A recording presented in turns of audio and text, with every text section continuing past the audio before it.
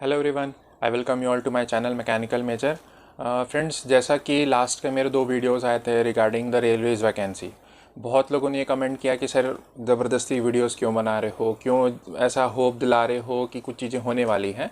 But all those candidates जिन्होंने ऐसा कुछ कमेंट किया है, मोस्टली 20-30% कमेंट्स कुछ ऐसे देखने को मिल रहे हैं, कुछ लाफेबल कमेंट्स हैं, कुछ लोग ऐसा बोल रहे हैं कि sir due to some political issues तभी ऐसा कुछ आएगा, अदरवाइज़ नहीं आएगा। तो उन सबको वीडियो स्टार्ट होने के पहले मैं कुछ चीज़ें क्लियर कर दूं कि बहुत सारी चीज़ें होती हैं।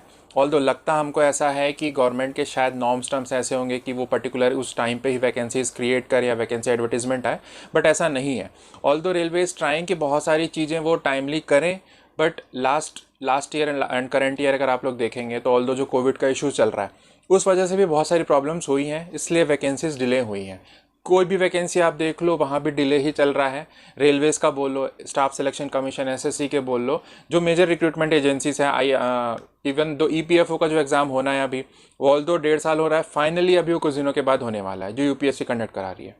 ऑल दो आज के वीडियो में फ्रेंड्स हम वो चीज़ें कवर अप करने वाले हैं जो बहुत इंपॉर्टेंट होने वाला है अगर आप लोग रेलवेज़ की तैयारी कर रहे हैं, specially senior section engineer and junior engineer, RRB JE और आरआरबी जो सीनियर सेक्शन इंजीनियर को एग्ज़ाम होता है उससे रिलेटेड। थंबनेल टाइटल देख के समहाउ समझ गए होंगे वीडियो कौन से टॉपिक पे है, तो एटलीस्ट उन्हीं टॉपिक्स को फोकस करते हुए जिनको इन बेसिक टॉपिक्स पे इंफॉर्मेशन चाहिए, एग्ज़ाम पैटर्न कैसा रहता है, कौन कौन से टॉपिक्स स्पेशली फोकस करने हैं और कौन सा बेसिक स्टडी मटेरियल एटलीस्ट आपके पास होना चाहिए, उस पर वीडियो बेस्ड है। तो एटलीस्ट जिनको इन्फॉर्मेशन चाहिए वीडियो तक लास्ट में बने रहिएगा। चैनल पे नए हैं, चैनल को सब्सक्राइब जरूर कर लेना, बिकॉज ऐसे इन्फॉर्मेटिव वीडियोस मैं हमेशा आप लोग के लिए प्रिपेयर करते रहता हूँ। तो स्टार्ट करते हैं फ्रेंड्स।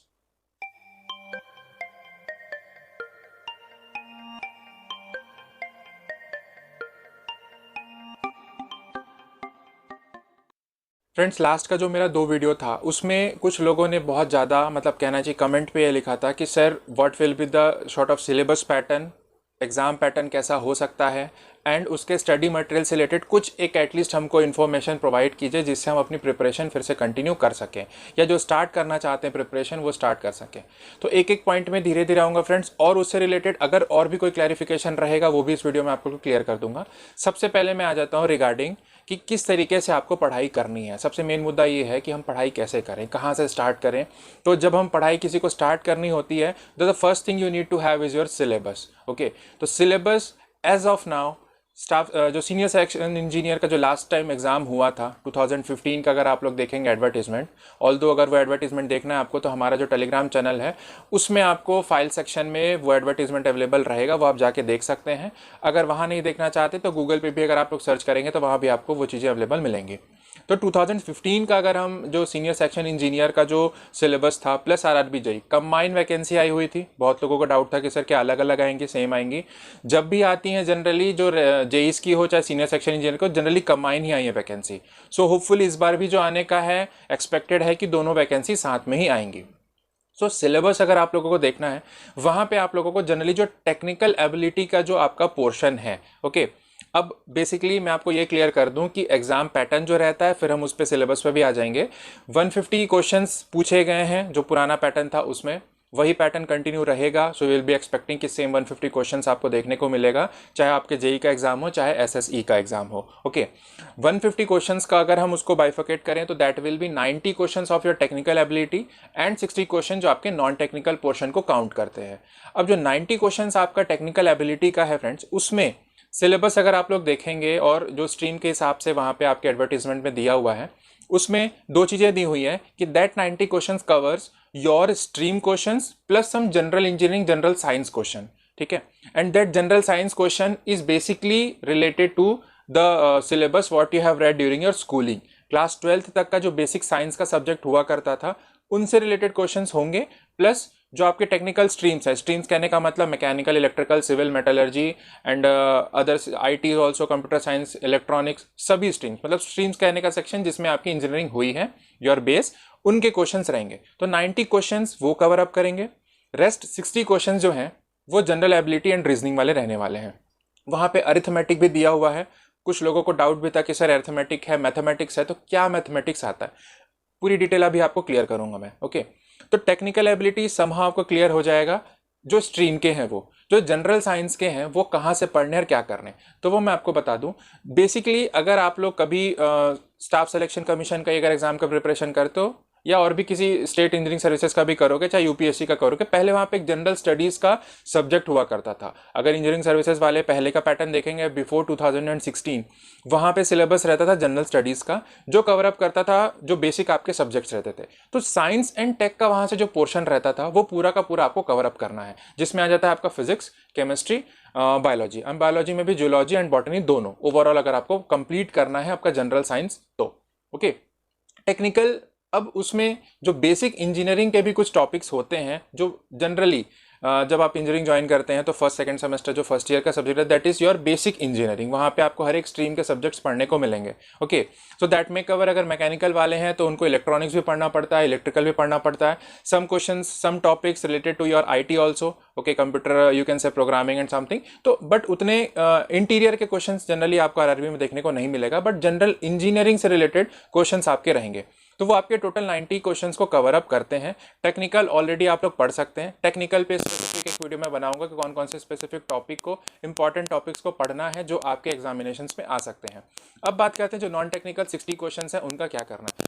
उस पर्टिकुलर टॉपिक के लिए आपके पास कुछ स्पेसिफिक बुक्स हैं जो मैं बताने जा रहा हूँ आज के वीडियो में, वो आप लोग अगर आपके पास है तो उनसे गो थ्रू हो सकते हो, नहीं है you can go and purchase that, जो आपके लिए बहुत बेनिफिशियल होने वाला है।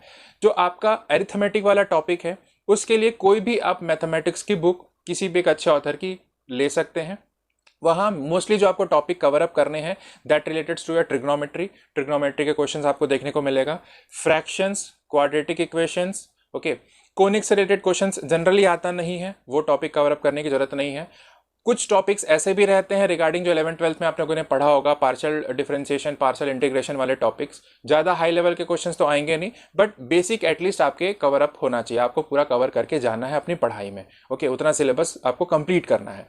अब बात करते हैं, ये तो हो गया आपके अर्थमेटिक का। मैथमेटिक्स अगर आप लोग काउंट करें, देखो ऑल्दो मैंने अर्थमेटिक में ट्रिग्नोमेट्री सब भी चीज़ें बताई हैं, बट वो भी क्वेश्चंस अगर आप लोग प्रीवियस ईयर क्वेश्चन पेपर देखोगे तो कुछ क्वेश्चंस ऐसे भी देखने को मिलेगा अदर देन योर अरिथमेटिक, जो एक ओवरऑल मैथमेटिक्स में आपका काउंट हो जाता है।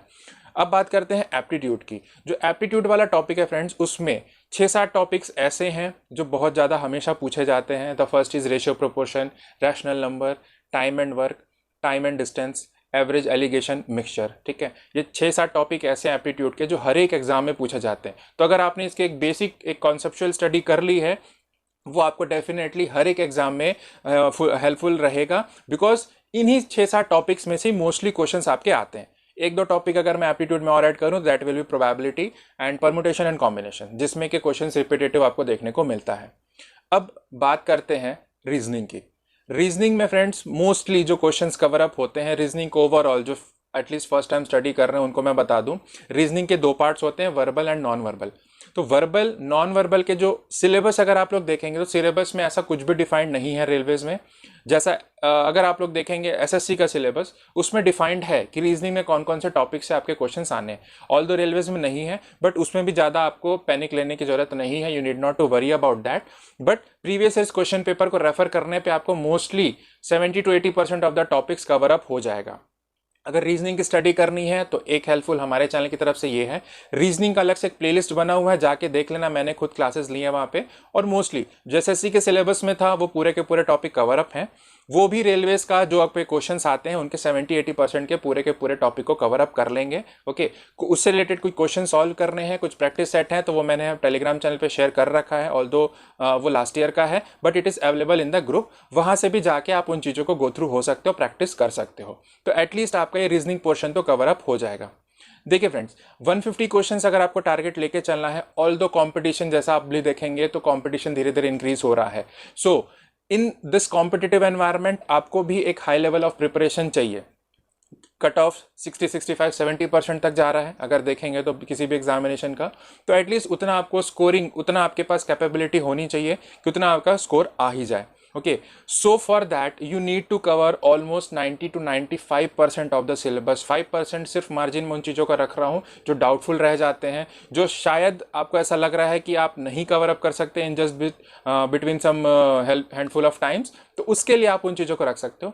रेस्ट अदर आपको कंप्लीट करना है, बिकॉज आउट ऑफ 90-95 अगर आपकी एक्यूरेसी 80-85% की भी रहती है तो that goes down to near by 70-75%। Okay, और 70-75 में भी अगर आप बोलोगे कि आपकी आंसर की एक्यूरेसी जो करेक्टनेस है वो भी रह जाती है 90 की, तो that goes to 60-65%, that is near to the cut of.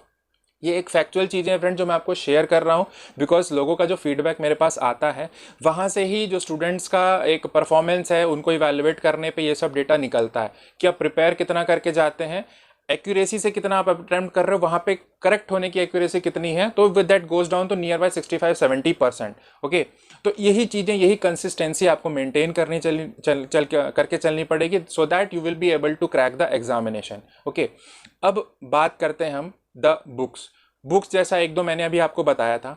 General studies और साइंस एंड टेक को पढ़ना है, आप फॉलो अप कर सकते हो, अच्छे ऑथर्स की बुक रहती है, लूसेंट की बुक फॉलो अप कर सकते हो, ठीक है। अपार्ट फ्रॉम दैट रेलवेज़ की प्रिपरेशन करनी है फ्रेंड्स, तो ऑल दो सजेशन ये रहेगा, I am not just giving you a proper recommendation इसको ही फॉलो करना है, बट एक शॉर्ट ऑफ सजेशन एक रहेगा, किरन्स पब्लिकेशन की बुक आती है, okay, that is a publication, वो बुक्स बहुत हेल्पफुल होती हैं। रेलवेज़ के ही जनरली वो स्पेसिफिक होके अपने पब्लिकेशन जो है वो पब्लिश करते हैं टॉपिक्स को लेके, एग्जाम्स को लेके। वो बुक्स अगर आप लोग रेफर करेंगे just for the reference of previous years question paper, ठीक है, अच्छे से समझ लीजिएगा, पुराने क्वेश्चन पेपर को रेफर करने के लिए आप वो बुक फॉलो अप कर लो। अदरवाइज प्रैक्टिस जो करना है, एड ऑन क्वेश्चंस अगर आपको बनाने हैं तो बेसिक बुक्स जो मैं बता रहा हूँ वो आप फॉलो अप कर सकते हो। जनरल स्टडीज़ के लिए लूसेंट आप फॉलो कर लो, साइंस एंड टेक वहाँ से आपका कंप्लीट हो जाएगा। उसके बाद मनोहर पांडे जी की एक बुक आती है, वो भी आप फॉलो अप कर सकते हो। मेडिजी पब्लिकेशन की जो जनरल स्टडीज़ है वहाँ से भी आप अपने जो साइंस वाले क्वेश्चन हैं, साइंस वाला पोर्शन है वो आपका कवर अप हो जाएगा। टेक्निकल के लिए आपको बता दें कि जो स्ट्रीम्स के आपके ऑब्जेक्टिव्स बुक आते हैं, ऑब्जेक्टिव क्वेश्चंस के जो बुक आते हैं सॉल्व करने के लिए जस्ट फॉर द प्रैक्टिस, वो आप गो थ्रू हो सकते हो। मैकेनिकल, इलेक्ट्रिकल, सिविल वाले कैंडिडेट जो रेलवेज की प्रिपरेशन कर रहे हैं, हमारे चैनल पे हमने कुछ स्पेसिफिक टॉपिक जो आपके सिलेबस में होते हैं, जो आपके डिग्री के कोर्स में थे, सब्जेक्ट्स थे, उनके कुछ अच्छे बुक्स का मैंने वीडियो बना रखा है। सिविल का अवेलेबल है, मैकेनिकल अवेलेबल है एंड इलेक्ट्रिकल अवेलेबल है। आप उनको गो थ्रू हो सकते हो कि कौन कौन से स्ट्रीम्स के लिए कौन कौन से बुक, बेस्ट बुक रिकमेंडेड जो आपके पढ़ने के लिए अच्छी, वो हमने बता रखी है। अगर आपके पास अवेलेबल है या उनसे रिलेटेड कोई भी आपके पास बुक नोट्स अवेलेबल हैं, उनसे आप अपनी पढ़ाई कर सकते हो। Because the book Kiran's publication जो मैं बता रहा हूँ that is just only for the, you can say the reference, okay, but most questions आपको जो बनाने हैं that will be the objectives. Mechanical objectives अगर मैं आपको बताऊं तो आर के जैन की बुक आती है, वो आप फॉलो अप कर सकते हो। आर एस खुरमेन गुप्ता की बुक आती है ऑब्जेक्टिव्स की, वो भी आप सॉल्व कर सकते हो। That is somehow competitive for your SSE senior section engineer and junior engineer. Okay, civil के लिए अगर आप बोलें गुप्ता एंड गुप्ता की बुक आती है, RS अगौर की बुक आती है, वो आप लोग ले सकते हैं ऑब्जेक्टिव सॉल्व करने के लिए।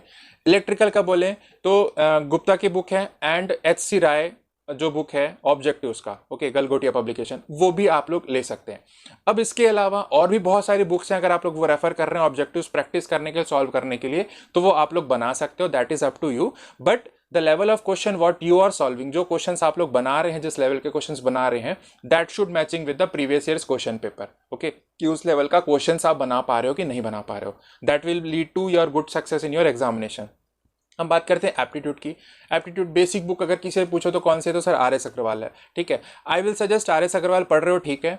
Second option you can keep regarding the Arihant publication की बुक आती है, रीजनिंग एंड एप्टीट्यूड दोनों, that is best for every exam all over India, okay, from my side my suggestion will be going with that Arihant publication book। वहाँ पे verbal non verbal की separate एक reasoning की book आएगी and वहाँ पे एक आपको एप्टीट्यूड की बुक आएगी। Level of questions you can solve up to, you can say UPSC के भी जो कैंडिडेट्स होते हैं उनको भी कुछ लोग अरिहंत पब्लिकेशन की बुक्स की, उनके ऑथर्स की बुक ही रेफर करवाते हैं, ठीक है, सजेस्ट करते हैं कि उस लेवल ऑफ क्वेश्चंस अगर आपको बनाना है तो आप लोग वो फॉलो कर सकते हो, ओके। अब आप लोग बोलोगे कि सर UPSC लेवल का है, हम इसको रेलवेज में क्यों सॉल्व करें, तो समहाउ हाई लेवल जाके अगर क्वेश्चन बनाओगे, कॉन्सेप्ट क्लियर हो जाएगा तो ईजी लेवल के क्वेश्चन भी इजीली बन जाएंगे। कॉन्सेप्चुअल चीजें हैं, कॉन्सेप्ट क्लियर हो जाएगा तो कोई भी लेवल के क्वेश्चंस आप लोग बना सकते हो, ओके। रीजनिंग मैंने बता दिया, एप्टीट्यूड बना दिया, जनरल स्टडीज आपको बता दी, जनरल साइंस का बता दिया, रह गया टेक्निकल वो भी मैंने आपको बुक्स के जो वीडियोस चैनल पे हैं उसके बारे में भी बता दिया है।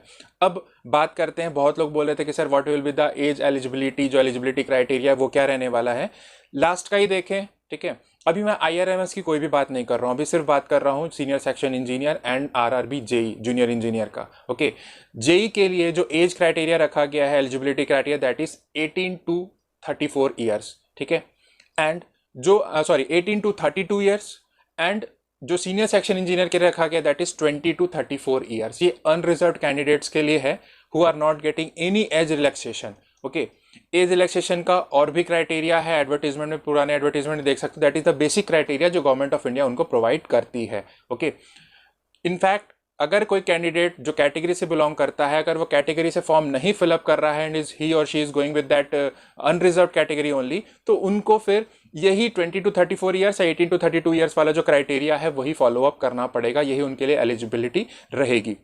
अपार्ट फ्रॉम दैट, अभी से कुछ चीज़ें मैं आपको क्लियर कर दूं बेसिक फ्रेंड, जो मेरे पास हमेशा क्वेरीज आती है। ऑल्दो हमारा चैनल इससे पहले जो स्टाफ सिलेक्शन कमीशन एग्जामिनेशंस हैं या स्टेट PCS है उनसे रिलेटेड ही इन्फॉर्मेशन हमेशा लाता था। एक चीज़ आपको क्लियर कर दूं, रेलवे की vacancy that is a government of India post. Okay, उसके लिए जो भी आपको कैटेगरी सर्टिफिकेट या सर्टिफिकेट्स की रिक्वायरमेंट होती है that must be in the format of central, not of the state only. The EWS certificate, economic weaker section का जो सर्टिफिकेट है that will be issued by the state government. Otherwise जो भी certificate हो, चाहे OBC के लिए हो, चाहे ST के लिए हो, चाहे SC के लिए हो, OH है, PH है, सभी के लिए सबका फॉर्मेट आपके एडवर्टीजमेंट में गिवन है। आप लोग देख भी सकते हैं उनको, लास्ट के जो 4-6 पेजेस हैं आपके एडवर्टीजमेंट में, वहाँ पूरा का पूरा आपको एक फॉर्मेट दिया हुआ है। सिर्फ डिफरेंस रह जाता है, वो भी मैं आपको क्लियर कर दूं कि बहुत सारे स्टेट वाले जो स्टेट अथॉरिटी है मानते नहीं कि ज़बरदस्ती हम ये वाला फॉर्मेट आपको क्यों साइन करके दें। वहाँ पे आपको एक चीज़ क्लियर कर दूं, वहाँ पे आपको एक फॉर्मेट देखने को मिलेगा जिसमें सिर्फ एक चीज क्लियर मेंशन रहती है, that is not in your state, that is applying for the post of government of India, ठीक है। And that only discriminate the state and your central format. तो वो आप अभी से बनवा के रख लीजिएगा। अपकमिंग जो भी एग्जाम होगा या आने वाला होगा तो वो जनरली करंट ईयर का या नियर बाई एडवर्टीजमेंट डेट के आपको कैरेक्टर सर्टिफिकेट या बोल लीजिए आपके कैटेगरी सर्टिफिकेट सबकी रिक्वायरमेंट होती है। अभी से बनवा लेंगे, that will be the safer side कि आपके पास सभी चीज़ें before filling of the form available है। Last but not the least, सभी का यही क्वेरी है कि सर इतनी सारी चीज़ें वीडियोस में आ रही हैं, हर कोई वीडियो बना रहा है, बनाते हुए हर कोई यही बोल रहा है कि वैकेंसीज आएंगी, कितनी आएंगी, कब आएंगी, ये कोई भी नहीं बता रहा है। From my side I assured, जैसा सीनियर सेक्शन इंजीनियर के लिए रेलवेज ने नोटिफिकेशन लाया है, same it will be clearing for your JE also. Most probably JE and जो सीनियर सेक्शन इंजीनियर है कंबाइनली जो रिक्रूटमेंट एडवर्टीजमेंट आता है, इस बार भी कंबाइंड आने के चांसेस हैं। Most probably that will be covering या coming near by the end of the year और most in the starting of the, और you can say the first quarter of the next calendar year, that means 2022। So hopefully इस time अभी जो फिलहाल अगर आप लोग स्पेसिफिकली फोकस्ड कर रहे हैं रेलवेज के लिए, तो आप अपनी प्रिपरेशन अब थोड़ी सी हाई लेवल पे लेके जाइए, because till the time it was waiting only, waiting चला, रेलवेज कुछ भी क्लियर नहीं करता, but now railway has start giving some action. Okay, the action was given by many of the educators, many of the tutors कि vacancies नहीं आ रही हैं। नाउ उसका एक रिएक्शन रेलवेज दे रहा है कि धीरे धीरे सभी वैकेंसीज के लिए कुछ ना कुछ रिएक्शन एक प्रोवाइड कर रहा है, लेटर्स या नोटिफिकेशंस आते जा रहे हैं। So you have to be ready for that. Till the time जो हमारे पास प्रीवियस डेटा है एडवर्टीजमेंट का, उनसे रिलेटेड प्रिपरेशन कैसे करनी, सिलेबस क्या रहना, ऑल दो सब चीज़ वहाँ पे क्लियर है। एक बार उस एडवर्टीजमेंट को भी देख लोगे तो बहुत सारे आपके भी डाउट्स क्लियर हो जाएंगे। तो आज के वीडियो में फ्रेंड्स इतना ही। ऑल दो वीडियो लंबा हो गया, but most of the things that I need to clear वो मैंने इस वीडियो में क्लियर अप कर रखी है। होप आपको ये वीडियो पसंद आया होगा। जिनको भी वीडियो अच्छा लगा हो प्लीज़ वीडियो को लाइक ज़रूर कीजिएगा। चैनल पे नए हैं चैनल को सब्सक्राइब कर लेना, बिकॉज हमेशा इन्हीं सब जॉब से related information, central government job से related information and basic info जो पर्टिकुलर जॉब से रिलेटेड आपको चाहिए, हमेशा इस चैनल पे मैं लाते रहता हूँ। Thank you friends.